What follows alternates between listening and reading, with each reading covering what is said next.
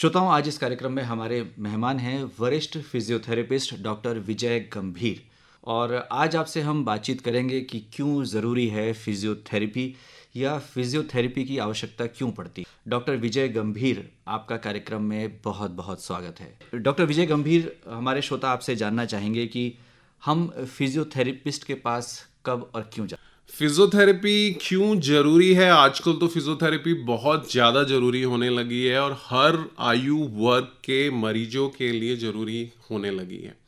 एक छोटा बच्चा जब पैदा होता है और उसके बाद वो किशोरावस्था में आता है और किशोरावस्था से एडल्ट एज में आता है, फिर और ऊपर एज में आता है, तो हर एज ग्रुप में फिजियोथेरेपी जरूरी है। वो क्यों जरूरी है? क्योंकि जो फिजियोथेरेपिस्ट है वो शरीर की जो मांसपेशियां हैं, शरीर के जो जॉइंट्स हैं, शरीर की जो तंत्रिकाएं हैं, शरीर की जो नर्व्स हैं, उसकी जो मोबिलिटी है, उसकी जो स्ट्रेंथ है, उसकी जो गति है, उसको किसी भी बीमारी के कारण अगर वो इफेक्टेड हुई है तो उसको ठीक करने के लिए, उसको दोबारा से उसी अवस्था में लाने के लिए, उसको रीस्टोर करने के लिए, उसको रिहैबिलिटेट करने के लिए फिजियोथेरेपी जरूरी है। जब भी कोई बीमारी होती है शरीर के अंदर, या मैं कहूँ जब भी कोई पेन होता है बॉडी के अंदर, या बॉडी के अंदर जब भी कोई इन्फ्लामेशन होता है, तो सबसे पहले जो शरीर की है वो मूवमेंट रुक जाता है। हम मूवमेंट नहीं करते हैं, वो एक प्रोटेक्टिव मैकेनिज्म होता है।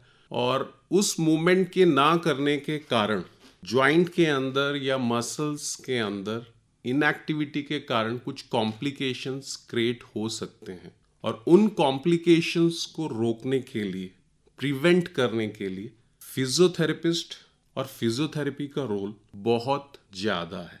यहाँ पर मैं एक बात और बोलना चाहूँगा कि आजकल हम सबसे ज़्यादा प्रोटीन सिंथेसिस की बात करते हैं, प्रोटीन निर्माण की। कोविड काल में भी अगर हम कोविड की बात करें, कोविड की समस्या भी शरीर के अंदर प्रोटीन के कारण ही होती है। प्रोटीन जब उस विषाणु के साथ कोई बॉन्डिंग कर लेता है तो कोविड होने लगता है। तो यहाँ मैं उस पैथोलॉजी में नहीं जाऊंगा, मैं ये कहना चाहता हूँ कि शरीर के अंदर प्रोटीन का बहुत ज़्यादा रोल है। और अगर बॉडी के अंदर कोई बीमारी होती है तो शरीर के अंदर प्रोटीन यानी कि नेगेटिव नाइट्रोजन बैलेंस क्रिएट हो जाता है। और उस प्रोटीन की कमी होने के कारण बॉडी की जो प्रतिरोधकता क्षमता है वो कम हो जाती है। तो यहाँ अगर फिजियोथेरेपिस्ट उस जॉइंट में या उस मांसपेशी में ऑप्टिमाइज मूवमेंट दे रहा है तो बॉडी के अंदर जो मेटाबॉलिज्म है, यानी कि जो एनाबॉलिज्म है, यानी कि जो प्रोटीन सिंथेसिस है, वो बहुत अच्छा रहेगा। और अगर वो अच्छा रहेगा तो शरीर के अंदर उस बीमारी का, उस डिजीज का जो भी कॉम्प्लिकेशन होना है वो नहीं आएगा। तो इसलिए वहां पर मूवमेंट या मूवमेंट साइंस बहुत ज़्यादा है। बहुत अच्छी बात डॉक्टर विजय गंभीर आपने बताई कि प्रोटीन सिंथेसिस जब हमारे शरीर में हो रहा है वो प्रॉपर तरीके से यदि नहीं हो रहा है, प्रोटीन की कहीं कमी है, इम्बैलेंस है, तो उसका प्रभाव हमारे शरीर पर होगा और वो हमेशा नेगेटिव होगा। डॉक्टर विजय गंभीर, आपने बताया कोविड जैसी बीमारी की बात कही। हम और ऐसी बीमारियों के बारे में जानना चाहेंगे जिसमें मोबिलिटी पर असर पड़ता है और फिर हमारी मांसपेशियां कमज़ोर हो सकती हैं या हमारे जो हड्डियां हैं उन पर दुष्प्रभाव पड़ सकता है। देखिए, किसी भी बीमारी के कारण शरीर की परफॉर्मेंस पे बहुत ज़्यादा फर्क पड़ता है। हम उतना परफॉर्म नहीं कर पाते जितना बीमारी से पहले कर पाते। बीमारियों को हम दो कैटेगरीज में डिवाइड कर सकते हैं। एक हमारे पास कम्युनिकेबल डिजीज है और एक हमारे पास नॉन कम्युनिकेबल डिजीज है। आजकल हम नॉन कम्युनिकेबल डिजीजेस बहुत ज्यादा देख रहे हैं। जैसे हम हाइपरटेंशन देख रहे हैं, हम डायबिटीज देख रहे हैं, हम कैंसर देख रहे हैं, हम अस्थमा या हम मोटापा देख रहे हैं, या हम आर्थराइटिस देख रहे हैं। ये सारे लाइफस्टाइल डिसऑर्डर हैं। ये हमारी जो दिनचर्या है या हमारा जो प्रोफेशन है उसके हम बहुत ज़्यादा जो हम ओवर यूज कर रहे हैं या लाइफ को बैलेंस करके नहीं चल रहे, उसके कारण ये समस्याएं ज़्यादा होती है। अगर हम मोबिलिटी की बात करें, चाहे वो डायबिटीज़ में हो, चाहे वो हाइपरटेंशन में हो, चाहे वो कैंसर में हो, डे बाय डे उसकी जो मांसपेशियां हैं वो कमज़ोर होना शुरू हो जाए, उसके जो जॉइंट्स हैं वो कमज़ोर होना शुरू हो जाते हैं। उसके कारण क्या होता है, बॉडी के अंदर एक क्रॉनिक इन्फ्लामेशन डेवलप हो जाता है, बॉडी के अंदर एक इंटरनल सूजन स्टार्ट हो जाती है। तो अगर यहाँ पर ये जो नॉन कम्युनिकेबल वाला जो पेशेंट है, अगर ये अच्छे तरीके से एक्सरसाइज कर रहा है, अच्छे तरीके से मोबिलिटी ऑप्टिमाइज कर रहा है अपनी, अच्छे तरीके से फूड ले रहा है, अच्छे तरीके से नींद ले रहा है, तो इसको वो जो बीमारी का जो इफेक्ट है, जो कॉम्प्लिकेशंस होने, वो बहुत कम होगा और बीमारी की हीलिंग में, उसकी रिकवरी में भी वो बहुत ज़्यादा हेल्प करेगा। तो यहाँ पर फिजियोथेरेपी का रोल बहुत ज़्यादा बढ़ जाता है। आमतौर पर ऐसा कहा जाता है कि जब हमारे हाथ या पैर में या शरीर में कहीं भी फ्रैक्चर होता है तो उसके बाद हीलिंग प्रोसेस के बाद हम फिजियोथेरेपी को स्वीकार करते हैं और उसकी तरफ जाते हैं। क्या केवल फ्रैक्चर के बाद ही इसकी आवश्यकता है या आम बीमारियों के बाद भी? कि आपने बहुत अच्छा प्रश्न किया। जब शरीर के अंदर कोई फ्रैक्चर होता है तो उसकी हीलिंग के लिए कुछ समय का टाइम लगता है। वो समय 3 हफ्ते से लेकर 2 महीने तक का हो सकता है। वो डिपेंड करता है कि वो फ्रैक्चर कैसा है। अगर 3 हफ्ते से लेकर 2 महीने तक उस पार्ट को, जहाँ पर वो फ्रैक्चर हुआ है, जिस हड्डी में वो फ्रैक्चर हुआ है, उस पार्ट को हम हिलाएंगे नहीं, तो वहाँ पर एक तरीके से वो पार्ट बिल्कुल जम सा जाएगा। उसको दोबारा से उसी रेंज में वापस लाने के लिए बहुत मेहनत करनी पड़ेगी। तो यहाँ पर जब वो रिकवरी हो रही होती है फ्रैक्चर की, या जो फ्रैक्चर की हीलिंग हो रही होती है, तो हम पेशेंट को सजेस्ट करते हैं कि आप वो एक्सरसाइज कीजिए जिसमें मूवमेंट परफॉर्म नहीं होगा, सिर्फ कॉन्ट्रैक्शन परफॉर्म होता है, और उन एक्सरसाइजेस को हम आइसोमेट्रिक एक्सरसाइजेस बोलते हैं। उसके बाद धीरे धीरे एक फेज मैनर में, चरणबद्ध तरीके से हम एक एक्सरसाइज प्रोग्राम सजेस्ट करते हैं कि आप शुरू के 1 वीक रिकवरी फेज में या फ्रैक्चर हीलिंग की फेज में ये वाली एक्सरसाइज कीजिए, जिसका मेन मकसद ये है कि आपको वहाँ पर पेन जो है कम से कम हो, वहाँ पर जो सूजन है वो कम से कम आए, और जो मसल्स की जो कॉन्ट्रैक्टिलिटी है, मसल्स की जो गतिशीलता है, वो बनी रहे। जब फ्रैक्चर प्रॉपर हील हो जाता है तो उसके बाद हम एक और प्रोग्राम, एक रिहैबिलिटेशन का, या उसके साथ एक स्ट्रेंथ और कंडीशनिंग का प्रोग्राम हम फेज मैनर में दोबारा पेशेंट को देते हैं, जिससे कि वो दोबारा से अपना मूवमेंट उसी तरीके से कर पाए जिससे कि वो फ्रैक्चर से पहले कर रहा था। अगर हम ये नहीं करेंगे तो पेशेंट हमेशा एक डर में रहता है कि ये मेरा पार्ट हील अप हो रहा है, रिकवरी प्रॉपर है या नहीं है, मैं इस पार्ट को कैसे हिलाऊं, मैं कैसे उठ के बैठूं या बैठ के उठूं, या कैसे मैं अपनी टॉयलेट एक्टिविटी करूं, या मैं बेड पे जब लेटा हूं तो कैसे अपनी बॉडी को सिटिंग में लेकर आऊं, या सिटिंग से स्टैंडिंग में लेकर आऊं, या वहां से फिर वॉकिंग में लेकर आऊं। तो वो जो डर है और वो जो मूवमेंट का जो पैटर्न है, या उसकी जो फंक्शनल मोबिलिटी का रिस्टोरेशन है, वो फेज मैनर में आइसोमेट्रिक्स एक्सरसाइजेस से लेकर आइसोटोनिक एक्सरसाइजेस तक, या फिर स्ट्रेंथ ट्रेनिंग से लेकर फंक्शनल ट्रेनिंग तक, या पूरे रिहैबिलिटेशन प्रोग्राम को हम डिपेंडिंग अपॉन फ्रैक्चर या डिपेंडिंग अपॉन पेशेंट की जो भी आयु या उसके साथ जो भी कोमॉर्बिडिटी है उसके साथ प्रेस्क्राइब करके एग्जीक्यूट। बिल्कुल आपने सही कहा कि आयु के हिसाब से ये सब तय किया जाता है। हम जानना चाहेंगे कि जो हमारे बुज़ुर्ग हैं आमतौर पर उनकी मोबिलिटी कम हो जाती है, चाहे वो कोई भी रोग हो। देखा गया है कि आर्थराइटिस एक ऐसा रोग है जिस कारण उनको तरह तरह की दिक्कतों का सामना करना पड़ता है, चाहे वो दर्द है या उनको चलने फिरने में दिक्कत होती है। तो बताएं कि इसका फिजियोथेरेपी में क्या उपाय है? देखिए, आयु बढ़ने के साथ साथ बॉडी का जो कनेक्टिव टिश्यू है, या फाइब्रस टिश्यू है, या बॉडी का जो बोन का टिश्यू है, वो वीक होना शुरू होता है। जो बोन टिश्यू है जो वीक होता है, हम उसको ऑस्टियोपीनिया या ऑस्टियोपोरोसिस में कहते हैं।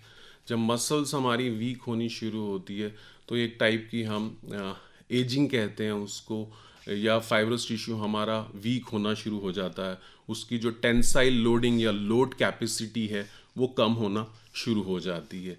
जैसे मैं बोलूं कि हमारे मसल्स जो कुछ ऐसी हैं जो ग्रेविटी को काउंटर बैलेंस करती हैं, वो मसल्स वीक होने के कारण जो आयु जैसे एज जैसे आगे बढ़ती है तो जो सीनियर पे मरीज है या सीनियर जो इंडिविजुअल है वो आगे की तरफ झुक के चलने लगता है, या जब वो चलते हैं तो उस स्पीड से नहीं चल पाते जैसे कि वो पहले चल रहे थे, उतना वो बैलेंस फील नहीं कर पाते, या अपनी वॉकिंग में उतना कोऑर्डिनेशन वो फील नहीं कर पाते। तो यहाँ पर सबसे जरूरी है कि समय रहते जैसे ही आप उस एज में जा रहे हैं, आप एक अच्छा एक्सरसाइज प्रोग्राम किसी अच्छे फिजियोथेरेपिस्ट से प्रेस्क्राइब करके वो हफ्ते में 2 दिन या 3 दिन, या अगर वो एरोबिक एक्सरसाइज आपको प्लान आउट कर रहे हैं तो उसकी कैसे हमें कंडीशनिंग करनी है जिससे हमारा हार्ट भी अपने लंग्स के साथ अच्छा कोऑपरेट करता रहे, तो जो हमें ये सांस फूलने वाली समस्या होती है वो नहीं होगी। तो यहाँ पर मैं एक बात बहुत अच्छा बोलना चाहूँगा कि हमारा जो शरीर का प्रारूप है उसमें एक सेंट्रल स्केलेटन पार्ट होता है, एक हमारे पास पेरिफेरल स्केलेटन है या एक्सिल स्केलेटन है। जैसे हमारे हाथ पैर हैं वो एक एक्सिल स्केलेटन है, और सेंट्रल स्केलेटन में हमारी हिप्स आ जाते हैं या पेल्विक बोन आ जाती है या फिर हमारी कमर आ जाती है या कमर का ऊपर का हिस्सा हो जाता है। तो हम अक्सर देखते हैं कि जैसे हमारी उम्र बढ़ने लगती है, तो एक सिंपल सा मैं एक एग्जाम्पल दे रहा हूँ कि हम जब बैठे हुए हैं और बैठ के हम उठने की कोशिश कर रहे हैं तो हम उतने अच्छे से नहीं उठ पा रहे हैं, हमें आर्म रेस्ट या कुर्सी के साथ या मेज के साथ सहारा लेकर उठना पड़ रहा है। या अगर हम कोई ऐसी सीटिंग में बैठे हैं जो थोड़ी सी नीचे है और वहाँ से हम उठना चाह रहे हैं तो हम प्रॉपर उठ नहीं पा रहे हैं, तो वहाँ पर हमारी जो हिप की मसल्स हैं, जो हम ग्लूट्स मसल्स बोलते हैं, स्पेशली जो आप बम्प्स बोलते हैं या हिप का एरिया है, वो वीक होना शुरू हो जाता है। या आपकी जो बैक जो थाई मसल्स हैं, हैमस्ट्रिंग हैं, जो फ्रंट थाई की मसल्स हैं, क्वाड्रिसेप्स हैं, वो हमारी वीक होनी शुरू हो जाती हैं। तो ये जो थाई सेगमेंट का हमारा जो बम्स के साथ अटैचमेंट है, या हमारी बम्स जो हिप मसल्स हैं उसका हमारा जो नीचे जो पीठ है उसका लंबर एरिया के साथ जो अटैचमेंट है, वो कोऑर्डिनेशन वीक हो जाता है।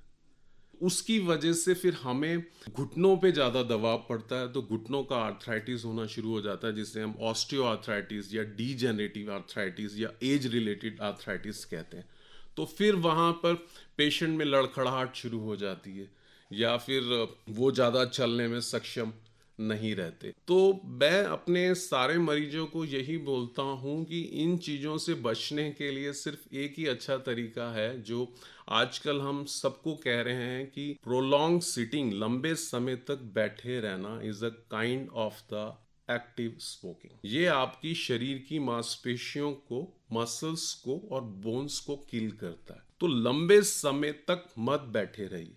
अगर आप चेयर सिटिंग करके कोई काम कर रहे हैं या आप ऑफिस में बैठे हैं, तो हर 15 मिनट से 25 मिनट में जो भी अंतराल आपको मिल रहा है या इंटरवल मिल रहा है, 1 से 3 मिनट अपनी पोजीशन को चेंज कर लीजिए। अगर आप खड़े हैं, ट्रैफिक सिग्नल में कोई पुलिस वाले हैं या होटल इंडस्ट्री में कोई आप किचन में काम कर रहे हैं, तो वहाँ भी जब भी आपको समय मिल रहा है आप बैठ जाइए। अगर आप खड़े हैं बैठ जाइए, बैठे हैं खड़े हैं, लेटे हैं तो अपनी पोजीशन को टर्न लेते रहिए, अपनी पोजीशन को चेंज करते रहिए, जिससे कि मसल्स में लोड नहीं आएगा और मसल्स इनएक्टिव नहीं रहेंगी, आपकी सारी मसल्स एक्टिव रहेंगी। डॉक्टर विजय गंभीर, आमतौर पर हम देखते हैं कि हृदय संबंधी रोग लगातार बढ़ रहे हैं और हृदय घात, जिसे हम स्ट्रोक कहते हैं, जिसमें कि पैरालिसिस आमतौर पर हो जाता है, ऐसे पेशेंट्स के लिए कितना ज़रूरी है फिजियोथेरेपी में जाना?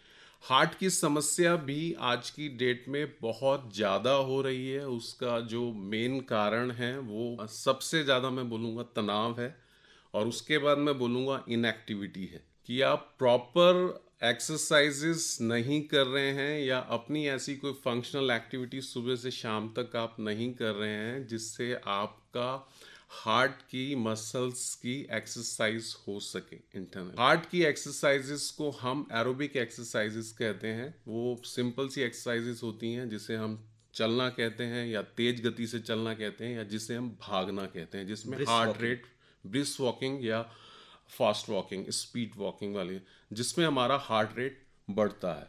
तो इस एरोबिक एक्सरसाइज में हम स्विमिंग कह सकते हैं, हम वॉकिंग कह सकते हैं, हम डांसिंग कह सकते हैं, हम